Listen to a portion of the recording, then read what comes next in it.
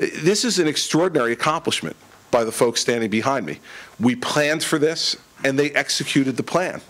This government executed the plan and saved those lives and rescued those folks from what was a really awful situation that couldn't have been avoided given the intensity of the storm and how quickly it came up and how much snow was dumped on folks, especially in Monmouth County, about 4.5 inches an hour during the height of the storm, and 50 to 60 mile an hour winds.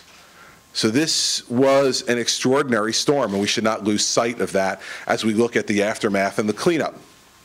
So people would say, where did we stand by Tuesday morning? Because state offices were closed on Monday. That decision was made jointly by myself and the Senate President. We initially had thought we could get away with a delayed opening, but as we continued to talk through the night on Sunday night, and into the early morning hours of Monday morning, we determined that the intensity of this storm required the closing of state offices, so we adjusted the plan again. I was consulting on the phone from where I was on vacation with senior staff. Recommendation was made to close state offices. I said that would be my recommendation to the Senate President as well. He agreed, and we closed state offices to give us the opportunity to try to clear these roads as much as we could. By Tuesday morning, we had about 90% of the state's roadways and interstate highways functioning. That doesn't mean every lane was cleared. It means they were passable and functioning. And by 3 o'clock, that was up to 95%. So less than 24 hours after the state of emergency was lifted, 95% of the state roadways, interstate highways were cleared and passable. We obviously had a situation here in Monmouth County on Route 18. Part of the cause of that situation was the 3 situations I detailed to you with you before. You had 280, 195, and the Garden State Parkway, which had real imminent concerns of potential loss of life. On 18, the problem was that we couldn't use conventional snowplow equipment on 18. The snow drifts on 18 were too high to deal with it.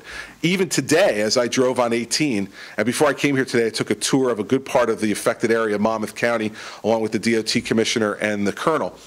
There's still on 18 a stuck DOT plow truck that is still stuck in the shoulder on one side of Route 18. You could not use conventional equipment, so we had to deploy front loaders to that area to move the snow with front loaders. That, by definition, takes much longer than when you're doing it with a plow, but it was the only way to get it done because we continue to have more and more DOT or Turnpike Authority trucks stranded trying to do it the conventional way. So, again, the leadership team met, talked over the telephone, made a decision to change the way we were attacking the issue on 18. And obviously, if you drive on 18 today, the situation is as close to normal as it will be after having nearly 3 feet of snow dumped on that area of Monmouth County. All of this stuff, all the manpower that's been deployed has been deployed, in my view, extraordinarily effectively. I mean, I would give the folks in New Jersey state government and county government an A for the effort that they put in. We probably get a B+ for the results, in my view. We can always do better. And I've asked the commissioner and the colonel, as they always do, to go through a debrief. I spoke to county officials here in Monmouth today about that before coming in to meet with all of you, to go back and do a post-mortem on this and see how we can do better the next time. We know we will have other snowstorms this winter. Hopefully they won't be as bad as this one was. But we're going to have them, and so let's go back and look through what we can do better, because I know we can always do better. We can always improve at every level of government, and that should be our goal. But if you compare what's happening here in New Jersey to other places in our country, these folks and the leadership of this administration did what I think is a very good job on dealing with this storm. The last thing I'd say to the people of the state is, when we get a storm that's 2.5 or 3 feet worth of snow, there is going to be periods of inconvenience and some periods of fear that are going to go along with that. It's just, it's just what happens when Mother Nature decides that she's going to unleash that kind of fury on a state like ours. Everyone up here did the best they could. The effort, the lack of sleep, the extraordinary heroism that a lot of people showed in rescuing folks from all roadways all over the state needs to be commended.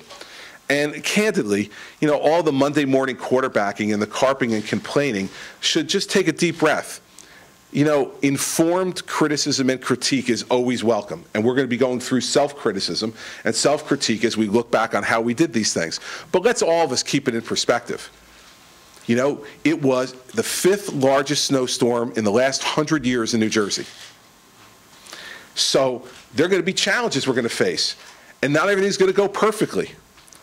But we can thank God today that we did not have any significant loss of life that was directly related to any of the travel on our roadways.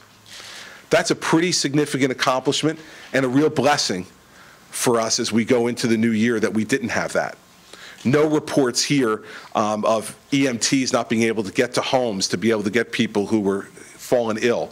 No reports of people not being able to travel to hospitals if they needed to. You know, none of that stuff was happening in our state.